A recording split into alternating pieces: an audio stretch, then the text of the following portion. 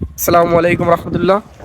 দর্শক, আপনারা দেখতে পাচ্ছেন আমরা এখন হাঁটতেছি। কেন হাঁটতেছি সেটা আসেন আমরা এখন বলি। আমরা যাচ্ছি আমাদের নির্বাচন কমিশনের নির্বাচনের জন্য। আমরা যাচ্ছি, পোস্টাল ব্যালট আমরা হাতে পাইছি। আমি, আমাদের সাথে আরো দুই ভাই আছে, জাকির ভাই একটু দেখান। জাকির ভাই আছে, সে যাচ্ছে আজকে নিবে সে। আমি আগেই হাতে পাইছি, আজকে আমার ভোট কমপ্লিট হয়েছে, আমি এখন জমা দিতে যাচ্ছি। আমাদের এই দুই ভাই, তারা এখন আচ্ছা, এই নিবে, নিয়ে প্রবাসের তারপরে। মাটিতে আপনি আহ, এই প্রথম সুযোগ পেলেন ভোট দেওয়ার জন্য। তো আপনার অনুভূতিটা কি, যদি একটু বলতেন আমাদেরকে। ভাই, আমার অনুভূতি তো খুবই খুবই ভালো, খুবই সুন্দর। এবং আমি আমার যে প্রার্থীকে ভোট দিচ্ছি, আশা করি সে হবে এবং সে দুর্নীতিমুক্ত একটা দেশ গড়বে।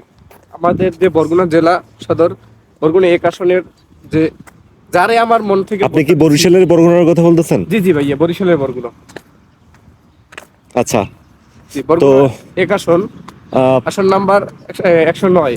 আচ্ছা, যাই হোক, প্রবাসের মাটিতে প্রথম ভোট দেওয়ার সুযোগ পেলেন জি এবং জি, আপনি খুবই উৎসাহিত, আপনার আমি খুব চেহারা দেখে উৎসাহিত। আমি যা বুঝতে পারলাম। যাই হোক, তো দর্শকদের উদ্দেশ্যে কি বলবেন? তারা কি ভোট দেওয়া উচিত নাকি ঘরে বসে থাকবে? না না ভাইয়া, অবশ্যই যে বাংলাদেশের সচেতন নাগরিক তার অবশ্যই উচিত সে ভোট দিতে, অবশ্যই ভোট কেন্দ্রে যাবে। দেশে যারা আছে অবশ্যই আপনারা দর্শক ভোট কেন্দ্রে যাবেন ভোট দেওয়ার জন্য। ভোটটা আপনার কাছে একটা আমানত দেশের। আপনি এখন ভোট, আপনি যদি ঘরে বসে থাকেন তাহলেও আপনার ভোট না হলেও দেশে একজন প্রধানমন্ত্রী, রাষ্ট্রপ্রধান আসবে, কিন্তু আপনার ভোটের কারণে হয়তো পারে চেঞ্জ হয়ে ভালো একজন লোক আসলো। ভালো একজন লোক আসলে হইতে পারে সে দেশের জন্য ভালো কাজ করবে, সে দুর্নীতি করবে না, সে দেশের টাকা বাইরে পাচার করবে না। আচ্ছা, সুন্দর কথা বললেন। যাই হোক, তো আপনি কোন দেশে আছেন বর্তমানে? আমি আছি এখন বর্তমানে কাতারে। কাতারে। কাতারের পরিস্থিতি কি যদি বলতেন দর্শকদেরকে একটু। কাতারের পরিস্থিতি মোটামুটি, এখন শীতের মৌসুম চলতেছে, এখন মোটামুটি সব জায়গায় কাজবাজ আছে, কিন্তু গরমের সময় কাজবাজের একটু সঠিক কাজবাজ থাকে না, খুবই কম থাকে। গরমের সময়টা তীব্র তাপ থাকে তো, যারা যারা নতুন আসতে যাচ্ছে কাতারে, তাদের উদ্দেশ্যে কিছু বলবেন? কিছু বলার আছে? তাদের উদ্দেশ্যে আমি একটা কথাই বলতে চাই যে যারা নতুন আসতে যাচ্ছে কাতারে, এক হচ্ছে গিয়া ভাষার প্রবলেম। আমাদের বাংলাদেশের মানুষ আসলে ভাষাটা একেবারেই, ভাষার জন্য কাজ জানে, কাজ পারে, ভাষার জন্য সমস্যা, কাজ পায় না। এক, কারোর সাথে বলতে পারে না যে আমি এই কাজটা জানি, কাজটা করতে পারি। এক, দ্বিতীয়ত হচ্ছে গিয়া যারা কাজ না জানে তাদের জন্য বিদেশ, শুধু কাতার নয়, গোটা প্রবাস তাদের জন্য হারাম। তারা প্রবাসের নাম মুখে নেবেন না, অবশ্যই কাজ জানিয়ে আসতে হবে। হাতের কাজ পাঁচটা না পারেন, একটা কাজ কমপ্লিট ভাবে জানিয়ে আসতেই হবে, খুব মাস্ট। সুন্দর কথা বললেন, ধন্যবাদ আপনাকে, খুবই সুন্দর। দর্শক, আপনারা যারা নতুন বিদেশে আসবেন ভাবছেন, অবশ্যই স্কিলফুল কোনো কাজ শিখে আসবেন। কেননা এই প্রবাসে যদি আপনি কাজ না জানেন তাহলে আপনাকে কেউ কাজে নিবে না। এটা আপনাকে ভেবেচিন্তে কাজ করতে হবে। আমি চলে যাচ্ছি আমাদের আরেক ভাইয়ের কাছে। ভাইজান, আসসালামু আলাইকুম। আসসালামু আলাইকুম। ওয়ালাইকুম সালাম। কি অবস্থা আপনার, কেমন আছেন? আলহামদুলিল্লাহ, অনেক ভালো। আপনি তো কেমন আছেন? আলহামদুলিল্লাহ, আমি অনেক ভালো আছি। আপনি যাচ্ছেন ভোট দেওয়ার জন্য প্রবাসের মাটিতে, এই প্রথম, যেটা সত্যি সবাইকে উচ্ছ্বসিত করলো।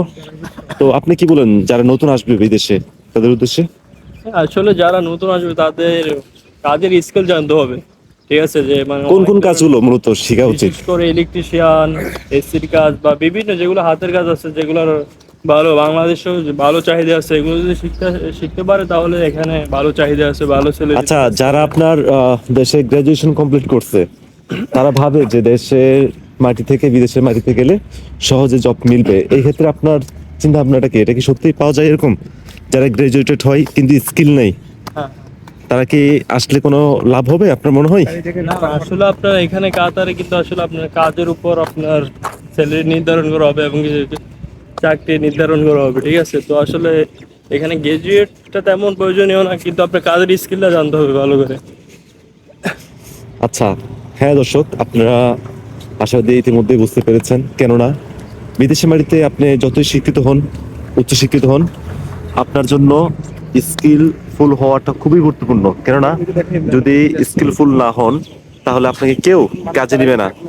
হয়তোবা আপনি ভাবছেন যে আপনি ভালো একটা প্রতিষ্ঠান থেকে গ্রাজুয়েট হয়েছেন, কিন্তু আপনি কম্পিউটার স্কিল নেই বা আপনি ভাষা জানেন না, সেক্ষেত্রে কে আপনাকে নিবে? কেউ আপনাকে জবে নেবে না।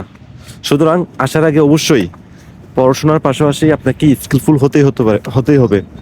হতে পারে সেটা ড্রাইভিং, হতে পারে সেটা ইলেকট্রিশিয়ান, ইলেকট্রিক, যে কোনো কাজ, যে কোনো একটি সেক্টরকে খুব ভালোভাবে গুরুত্ব দিন এবং চেষ্টা করুন স্কিলফুল হয়ে বিদেশে আসার জন্য।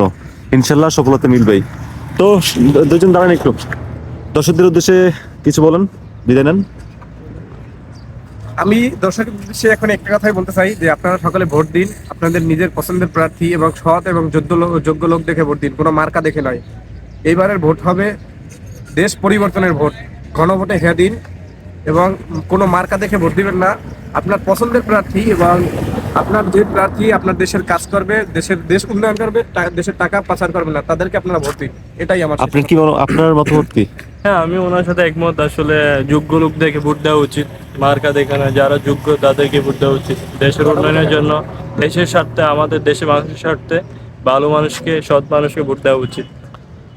দর্শক আশা করি বুঝতে পারছেন তাদের এই চিন্তা ভাবনা, আধুনিক যুগের আধুনিক চিন্তা ভাবনা। সত্যি আমাদের সকলকেই যোগ্য লোক দেখে ভোট দিতে হবে।